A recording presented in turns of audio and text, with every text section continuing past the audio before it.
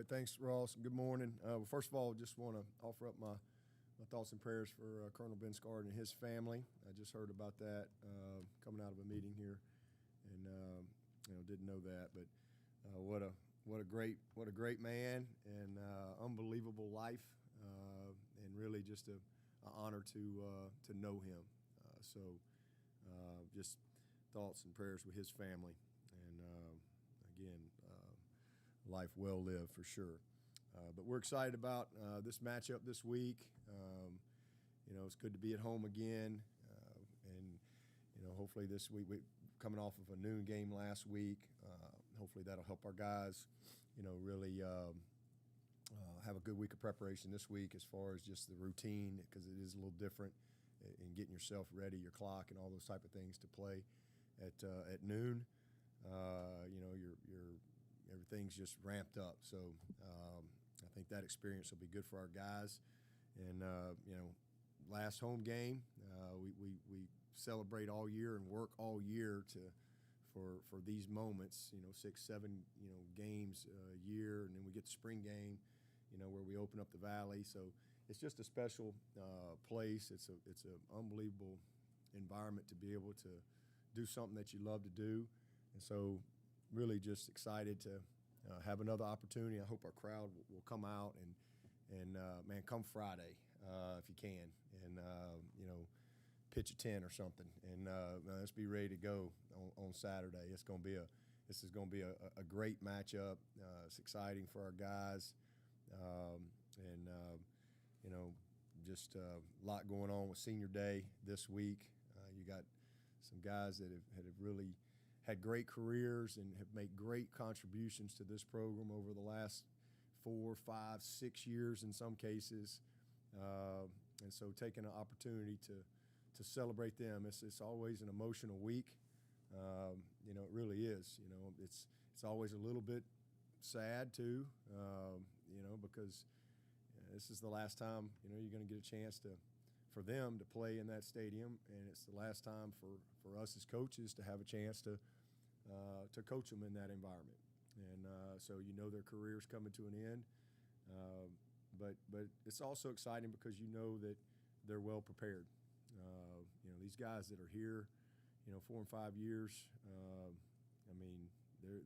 they walk out of here with a great foundation for life. So excited to be a part of that. I've got a son that's a part of it as well. So that's obviously a even added thing for me this week. And so again, just looking forward to a great day, a great crowd, and I think it's going to be a beautiful day. So should be a good one. Wake Forest, a heck of a team. It's pretty kind of speaks for itself. They've had a magical year. A really magical year. I think it's they've been able to stay relatively healthy. I think that's been obviously that's a key for everybody. They got a great roster. A bunch of 3rd, 4th, 5th, 6-year players that have been really well coached. They're well developed. Man, Dave has done an awesome job. He's become a friend. He and I have spent more time together over the last 2 years than probably any coach that I've been around. Whether mostly it's been Zoom and conference calls. So I've really gotten to know him on a much more personal level over the last couple of years, and he's just done a great job. He's done a great job from a leadership standpoint, and he just happened to have the unlucky straw. We rotate who the head coach chair is, kind of our coaches group. It kind of rotates, and he had the unlucky rotation of being the guy when 2020 hit. But he's done a wonderful job, and he's done a great job with his team. Unbelievably consistent there at Wake Forest. They do a great job of playing to their strengths, and they do a great job with their evaluation and a great job with their development. And I think that's a credit to Coach Clausen, the job he does, the staff he does. Defensively, they're a good defense.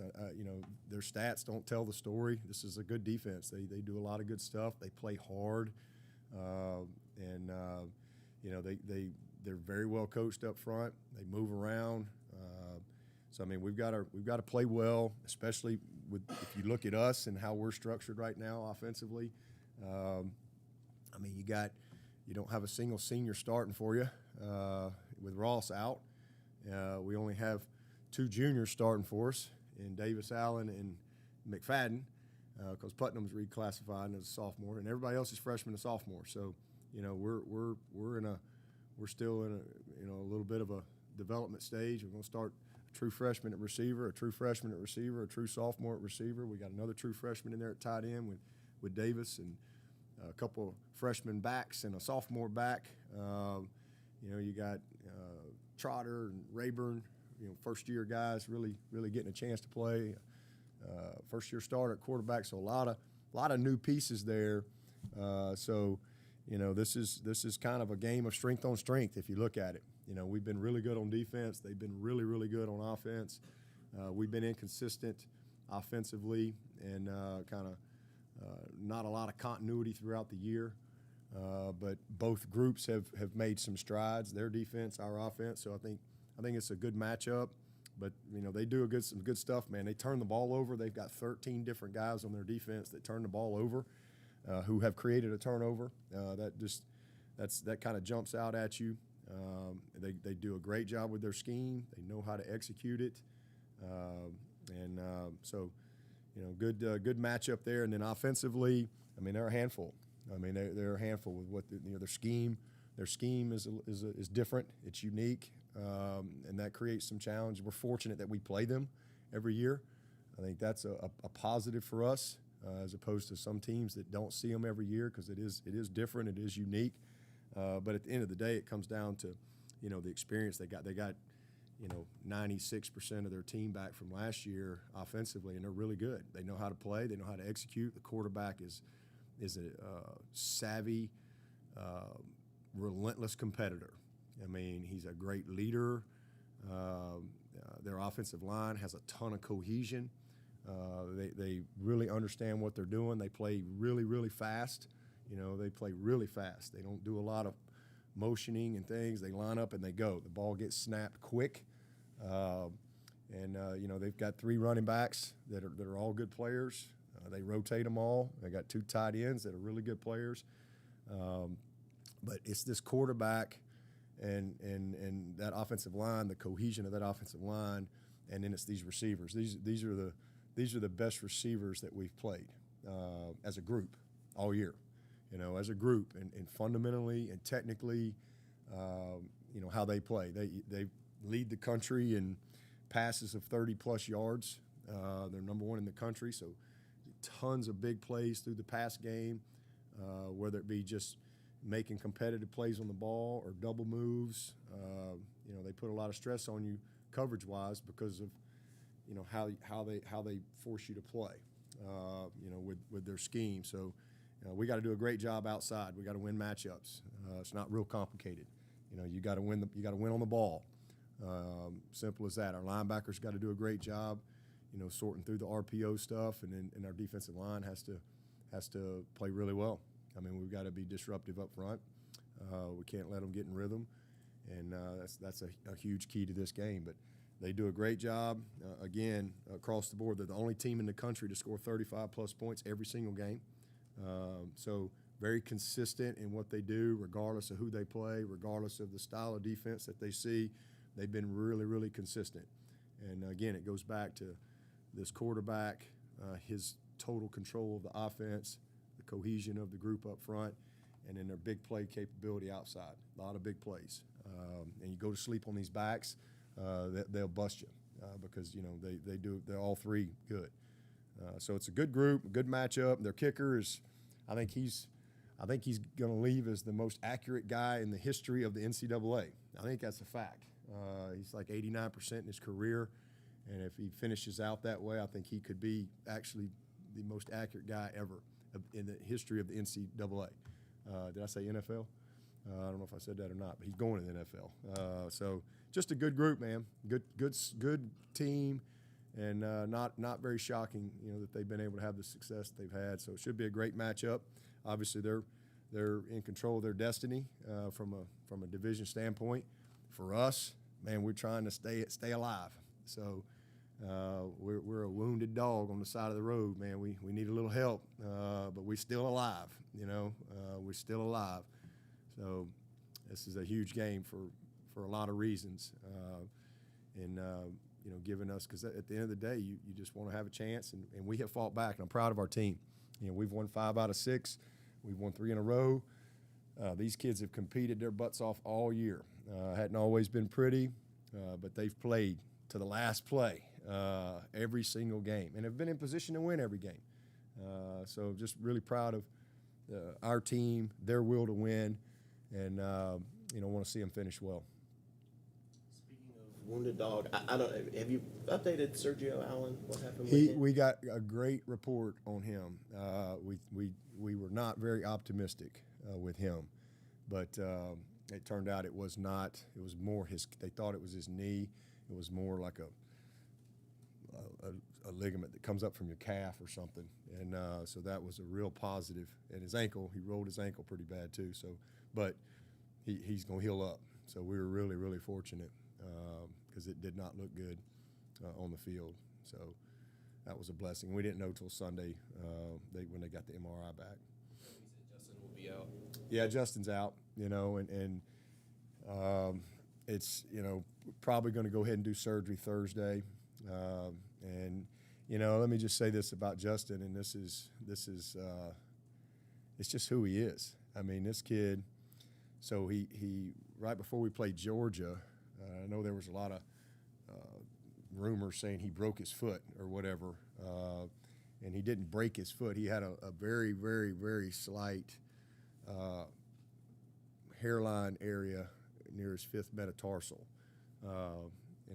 Not something that, like broken foot, you go put it in a cast, type of deal. But he had a very, very thin deal, which when I first heard that, I was like, oh man, that's not good. He's going to be out for 4 or 5 weeks, or 3 to 5 weeks.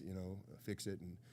But he was like, I think I can play, and the doctors felt like he could play or at least try it. And I was like, well, we'll just have to see where he is. And so.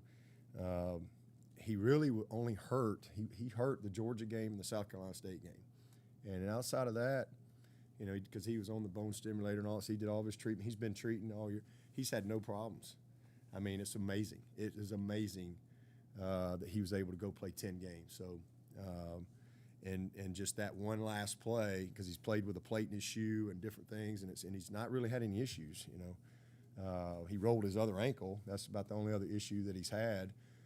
But that one play, it was a great play, and there was a bunch of guys around him, and he just tweaked it just a little bit. So where we are now, I mean, and we may wait and see where he is Monday, and just see if he's better and maybe can finish. But right now our plan is to probably go ahead and do it. Unless we're going to see where he is tomorrow. So. Because he's going to have to they'll just put a little screw in there and he'll be fine in a few weeks. But one of the worst days of my coaching career, since I've been a coach since 1993, was the day that the doctors showed up in my office unannounced, and we had to get Justin and his mom and tell him that it's most likely he's not going to play football anymore. That was a bad day. It's just etched in my mind forever. Man, I'm just so thankful for Dr. Okonkwo. I'm just so thankful that there's people like that on this planet. Because most of the doctors said you can't play. That's what all these doctors. He's done. I won't clear him, never play, shut him down. And then this guy, Dr. Okonkwo, who was the doctor with Shazier or whatever from the Steelers, he's like, I'm not. I think that's the easy answer. I'll never forget the first conversation I had with this guy when he was getting ready to do the surgery. He's like, he said, it's good likelihood he won't play. I would say it's maybe 50-50, but I'm not ready to say that. I think there's a path. And I mean, and I remember going up there and he had his surgery, and I met with him after surgery. I said, well, how'd you do? Was it 7-5? 6-6, 10-2, and he's like 15-0. And I was just like, wow. He said it was great. Everything went great, and if he'll just do what I asked him to do, it's still an uphill battle, and I'd say it's 50-50, but I think he's got a chance. And so for 18, 19 months, watching this kid go through what he went through, and, I mean, this is Justin Ross, man. I mean, this isn't, Dabo Swinney's career being shut down. I mean, this is a guy that is capable of playing at the highest level. And, man, it was just, again, one of the worst days of my coaching career. And then one of the greatest days of my coaching career is watching him return to play. And I told him that after the Georgia game, because he made a couple mistakes in the Georgia game. And I told him, I said, hey, I'm just thankful you were here to make those mistakes. And what a blessing. So one of the greatest blessings of my life has been able to watch Justin Ross play football for the last 10 games, and to watch him practice, to watch him prepare, watch him compete. And, man, I'm just thankful. I'm just thankful. And then I, when we got that news before the Georgia, I'm thinking, God, you got to be kidding me. This kid's not going to be able to play. That was my first thought. And then not only did he play, but he played well. And in the last 3 or 4 games were his best games. And he had some doubt. He had some fear, that he had to push through and overcome coming off of, 19 months of not playing football. And not only did he play 10 games, man, he's flying around the field. He's leaping, jumping, flipping, blocking, and what his commitment to this team, his commitment to this university and this program, I mean, it's been amazing to watch. And so if that's his last play, I'm thankful. I'm thankful that he's able to come back and play, and again, play 10 games and show everybody what he can do, and get his confidence where it needs to be, and we'll get him well and go from there. But he's definitely out. Skalski, some of the others. Skalski will be fine. Ennis is limited right now, so Brenny's got to go, and he's been making a lot of progress, and excited about his development. Obviously, we got Shipley and Kobe back. That's a big shot for us, and gonna get Putnam back, so that's a big plus for us too. He's missed a couple of games, so getting him back going will be a positive as well. So we're gonna need everybody, and we got to go play well. But we got some young guys in some spots that got to step up, and we got to do a great job getting them ready. How's DJ feeling at this point? Are you going to limit him at all? He looked good last night. He looked good. So I mean, he's got to go play. DJ? Yeah, practice. Absolutely. Did that cause any? Yeah, he did. He did bang his hand, but he's fine. I mean, he's no problem. Practiced yesterday. Looked good. Tyson was sore yesterday. He did not practice, so hopefully he can ramp up each day.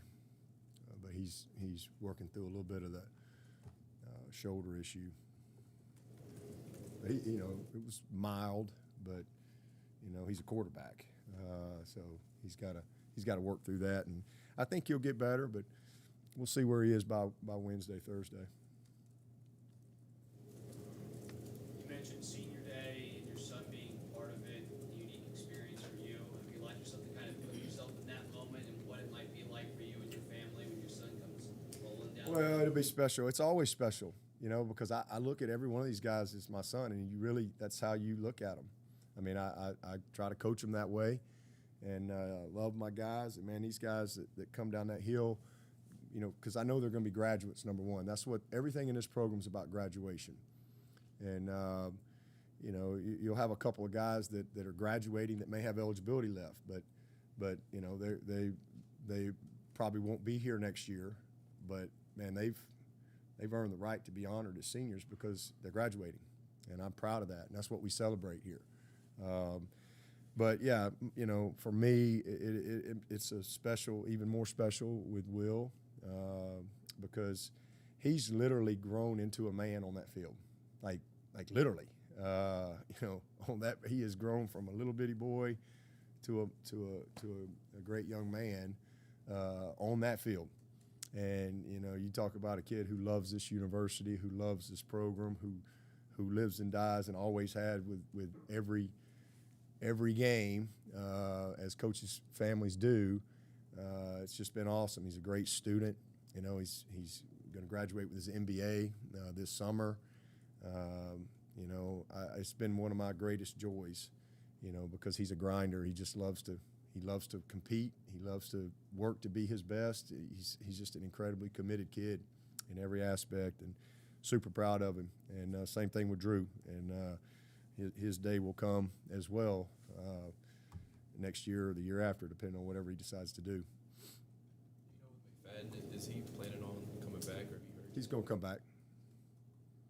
Yep. So he'll be our only senior next year. He and Davis. It's crazy. I mean, it really is. When you look at, we literally have one senior. No seniors starters, and we have two juniors in Davis and McFadden. It's the craziest thing I've ever been a part of. So you got 5 offensive linemen that are out for the year, 5 receivers, scholarship receivers that are out for the year. Obviously Galloway as a tight end. Had a couple backs move on. So it's been a crazy year from there's really nothing. It's just, and most of the injuries happen in games. We've had some really crazy things, but it's going to pay off for us because we got a lot of guys, that's going to be back, and plus we're going to add on. So we'll have a lot more of an experienced group offensively next year, and we're going to have a very experienced group defensively again next year too. Because we got a lot of guys that have played and a lot of guys coming back defensively that I'm really excited about. Our secondary, we got a bunch of those guys back, and we got some guys coming in that are going to really help us. We got most of those D linemen are back, so XT and will obviously be moving on, and hopefully KJ and Mask will be back, but they might be guys that have to make a decision depending on what their grade is and stuff like that. But we got a lot of guys that have really benefited from some experience this year that I think will serve us well. Dabo, there was a time when that slow mesh Wake Forest didn't work very well against you guys because those defensive line just collapsed it. Do you feel like your guys can sort of change the line of scrimmage in that fashion? Well, I hope so. But you also, they've had a group of young guys that are now, more experienced players. They got a quarterback that really has bought into what they do. I think that's a part of it. He's not a guy that hates what they do. He loves what they do. And I think everything kind of feeds off of that. And then they've just had a lot of consistent success, and so that just kind of breeds confidence in it. But, that's the battle. We got to win the line of scrimmage. They got to win the line of scrimmage. If they're going to beat us, they got to win the line of scrimmage. And they got to win the competitive plays. If we're going to win, we got to win the line of scrimmage. We got to win the competitive plays. That's what this game comes down to.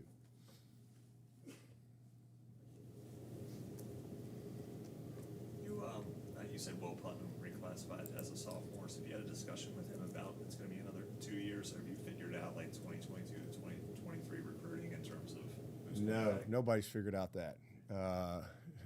There's not a coach on the planet that's figured out recruiting. Are you kidding me? No, that's what he's expressed to Robbie, is that he's one of those guys that wants that year back. And he played, he had played a little bit as a freshman. So I think he wants the opportunity to have that year, which is great. We certainly would love that, but there's nobody that's figured out 23 recruiting. There's very few that have figured out 22. We feel like we're in a good place, roster-wise right now, where we sit and who we're recruiting. Our numbers, we're going to be right there. like for example, our number in the OL is 15.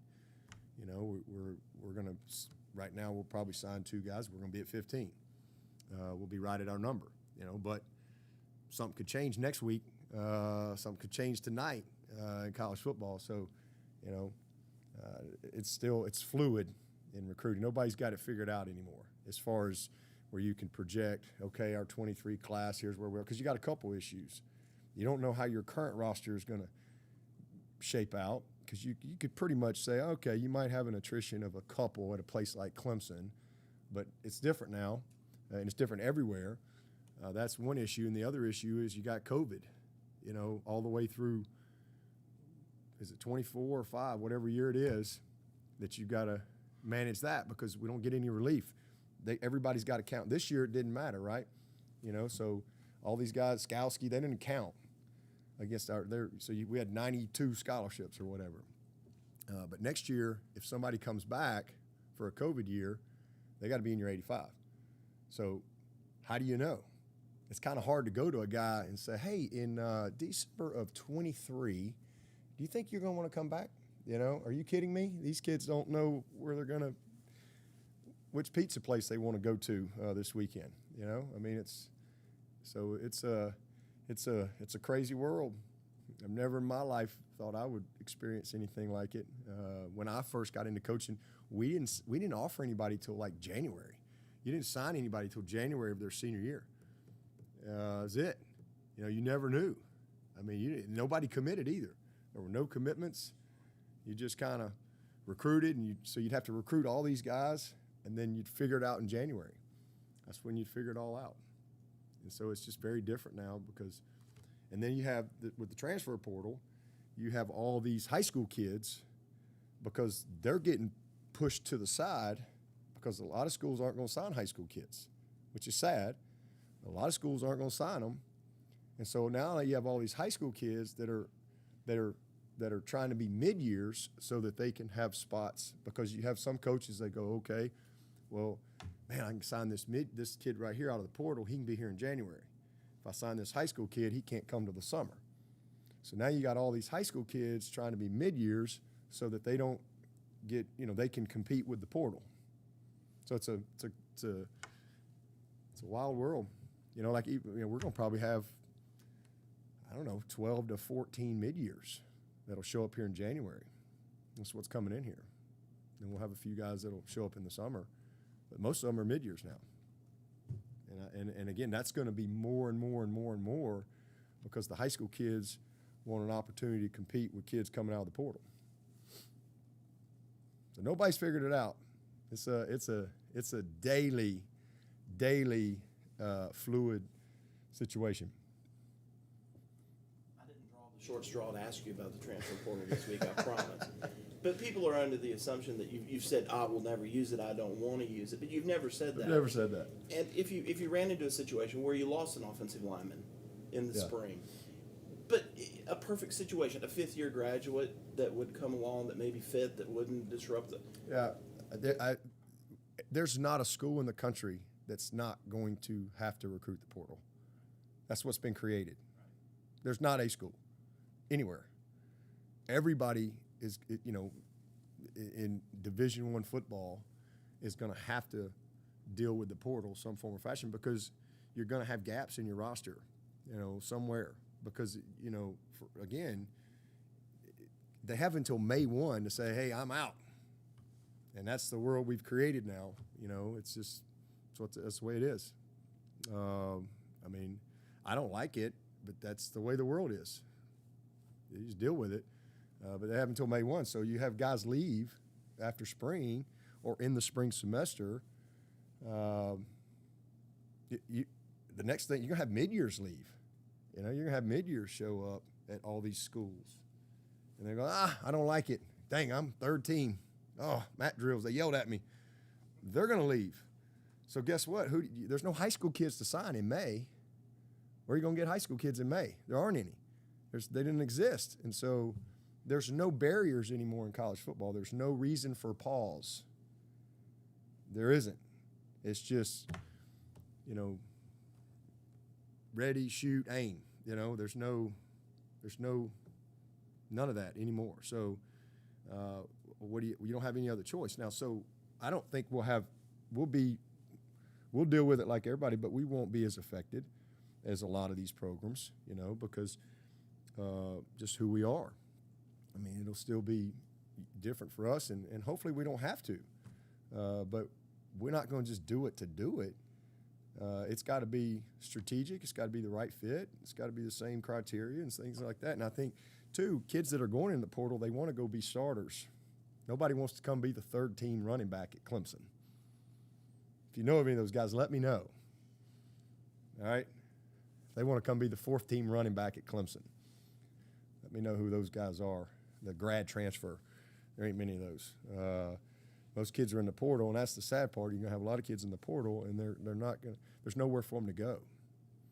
And so, but that's where we are, and there's not a single school in America that won't have to deal with it.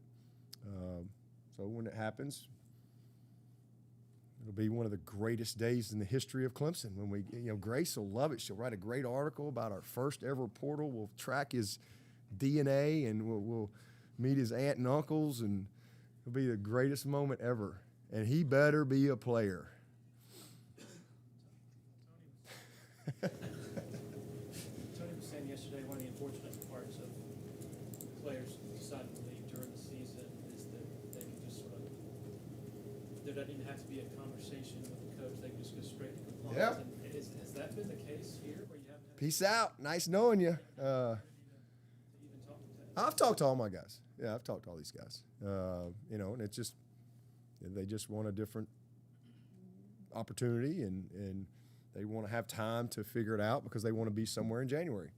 So that's going to happen every day between now and the end of the season. Somebody's going in the portal. Every day, somewhere, every day. And eventually people are going to quit just commenting on it because it's the norm. There'll be kids that'll go in the portal after 2 games. There's going to be kids that go in the portal that are playoff teams. It's just the way it is. It's the world. It's not. It's an unintended consequence, but that's what we're dealing with. So just to button up what David was asking again, you're not ruling out, as you say, every school in the country will have to be impacted by the portal. You're not ruling out the potential of bringing. I've never ruled it out. I've just said we've not had to use it.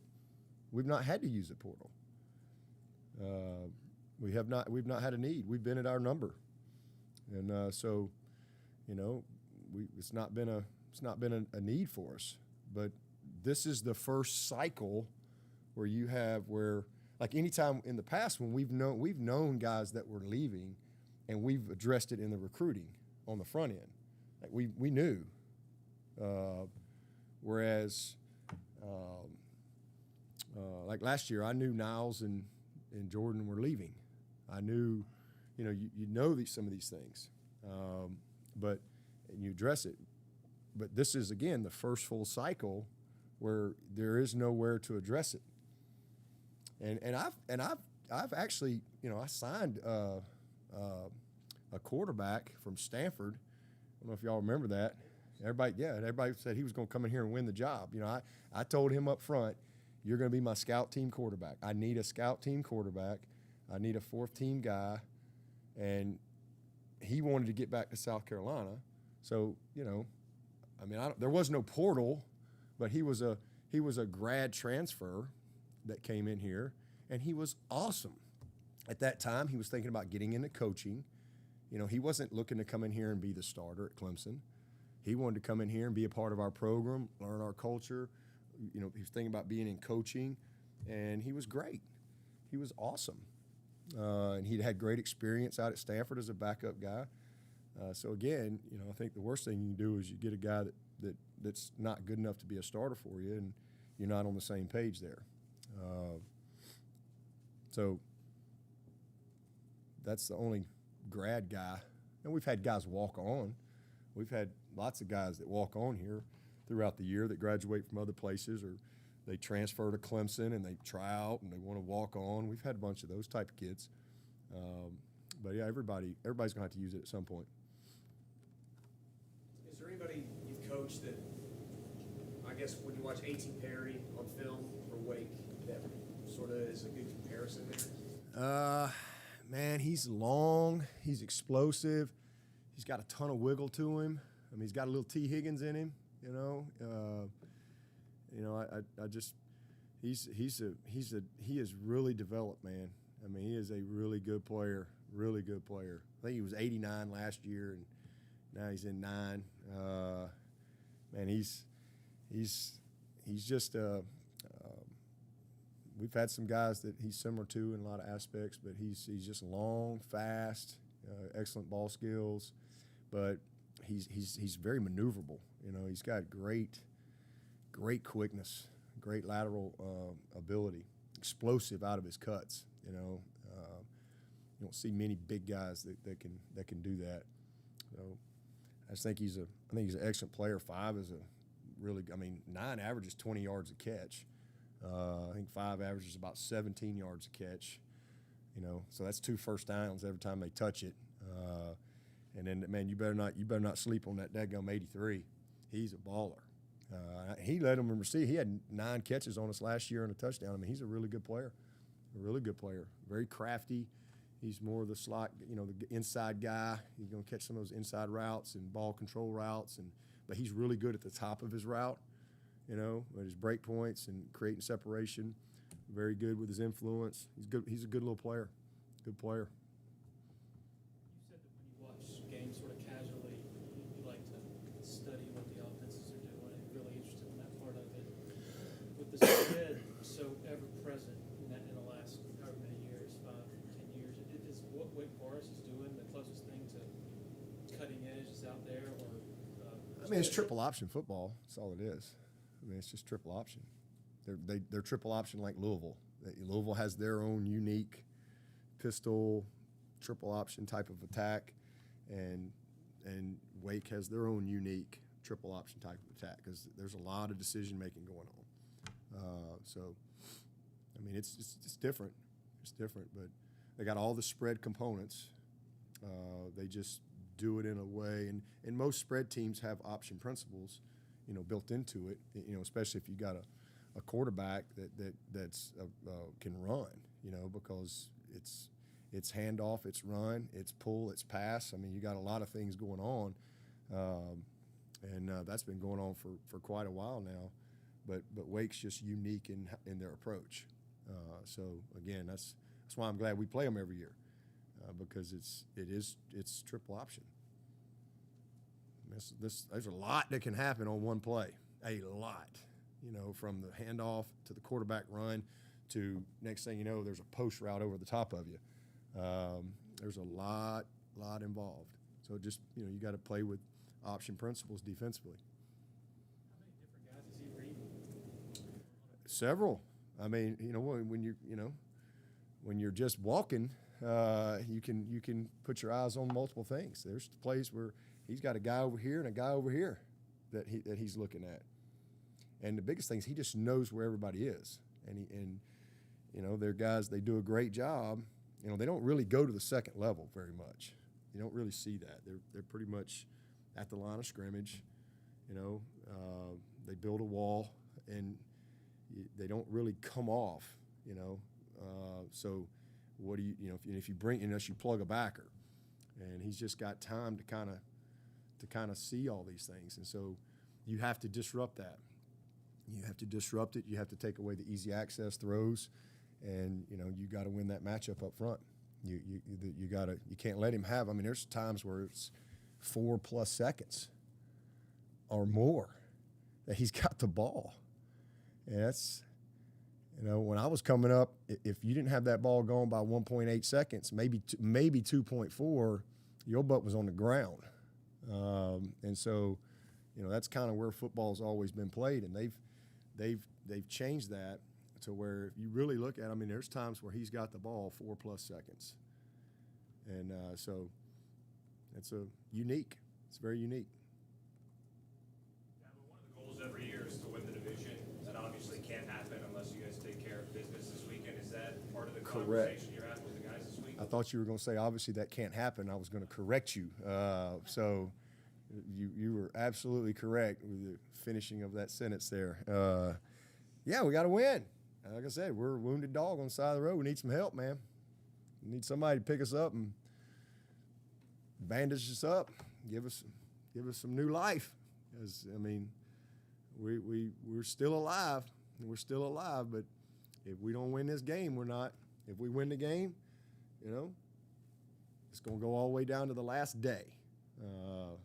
But so that's certainly a part of this game. We want to finish 6-2 in the league. That would be a great finish for this team. I mean, this would be 6 out of 7. This would be 4 in a row. This would be. I mean, we've talked about the seniors, man. We haven't had back-to-back senior classes leave Clemson undefeated since 1940 and 1941, and that's one of those things you go, like, you just go, wow, like that's a long time, I mean, Robbie Caldwell wasn't alive in 1940, 1941. All right, that's a long time. That's a long time. I mean, and you know why it's a long time? Because it's hard to win. There's a reason why it's been since 1940, 1941. Back-to-back senior classes rolling out of here undefeated. We could have 5 years in a row without losing a game at home. I mean, there's a lot of opportunity in this game. This is again, the best we can be is 9-3, and you can't win 9 until you go win whatever 8. Okay, so but definitely the division is still out there for us. If we don't take care of business, they'll be the division champs, and so we gotta. And if we take care of business, they still got a chance, But they got to go do it, and we'll be done. We'll be 6-2, and that'd be a heck of a finish for this group with the type of season that we've had and amount of challenges these guys have had to deal with. Proud of them, man. Their will to win has been awesome all year. This team, I mean, it's been a fun team. I've really enjoyed them, and I love these seniors. And you just, what a cool thing to be able to walk off the field, and say you never lost a home game. That's pretty cool. In college football, there's not many people that can say that. That's really, really hard. And I think the 40-41 team, I think they only played like 2 home games a year. Literally. I mean, Bray can tell me. I think they were building Death Valley, and I guess they needed money, so they played a bunch of away games or something. And they only played like 2 home games a year. So, not to take anything away from the 1940-41 group, but I think they only had to go 8-0 or something like that. This bunch has had to win a bunch of them. It's been pretty cool. In the spirit of me writing random stories, your Monday night call-in show when Becky from Gaffney is upset about the Bubble play Becky? calling, someone else is upset about the odd fronts defensively. Just what is that part of your job like at 8 p.m. on Mondays? Oh, I look forward to it. I love talking to. I mean, I get I have my every week callers. Do y'all listen to that? It's riveting radio. Y'all have to listen, right? That's what's great. Y'all have so much better things to do on Monday night, but you have to listen because you just don't know what scoop you're going to get on the Monday night radio show. Isn't that right, Qualt? I mean, if you miss it, then your fans are mad at you because you didn't get it on Tuesday morning or whatever. So I love the fact, Grace, that you are somewhere sipping on a glass of wine on a Monday night listening to the call-in show. It's riveting radio. Is that unique, though, you think, to college sports and just like this dynamic? Yeah, well, I mean, at the end of the day, it's about, you have to engage with your fans. I mean, you're not going to always, very seldom will you agree with your fans. I mean, this is what I do for a living every day. And, it's, but I think that's what makes college football fun. It's what makes it unique. I've always enjoyed that. I love conversation. I don't have any problem with questions or whatever. But, I got my usuals. Lester, you can count on Lester. You can count on Billy and his wife in the background. Go Tigers! We're going to get Michael. I'm going to get a couple kids, from time to time. And I got North Star Tiger from Minnesota. I mean, I got all kind of all kind of people that call in. I love it. I enjoy it. And then you get some good questions, and it's just good to have conversation, with your fans and to be accessible. Now I've always tried to do that as much as I possibly can. So it's good. I enjoy it. I think some of it could be some of us just maybe acting like we're one of those guys. Probably no question. Y'all have your somebody's contracted with Becky, and Becky, ask him this. And then you get the little boy, the 11-year-old kid coming in, and the dad's going, ask him this. Like, why do this? So you get all that, but I enjoy it. And I enjoy you guys, believe it or not. I like all y'all. Everybody's got a job to do. Occasionally I get a little frustrated with you when I don't think you're fair, but I think it's good. Speaking of fair, you voted in the top 25 polls in the past. I know you really don't care, but would you vote Clemson as a top 25 team? 7 wins. Absolutely. 5 out of 6. Absolutely. No question. I didn't vote this year, though. That's the first time in my head coaching career I opted out. I opted out of that. 13 years of doing that, because, all the drama last year. That was just a distraction from my team that, based on what I felt. So just something I could just eliminate, because it don't matter anyway. Who cares? Do you feel like that people are maybe, hey, Clemson's down, why would this team not be getting votes even? I mean, I think it just comes with who we are as a program, and nobody wants to give our opponents any credit. I mean, Georgia's pretty good. They're pretty good. I mean, I think we played them pretty good. Probably scored the fewest. Only scored 3 points on us. We scored the other 7. NC State, pretty good. Pretty good team at their place, double overtime. Pitt, they're pretty good at their place. Had our chance to win it.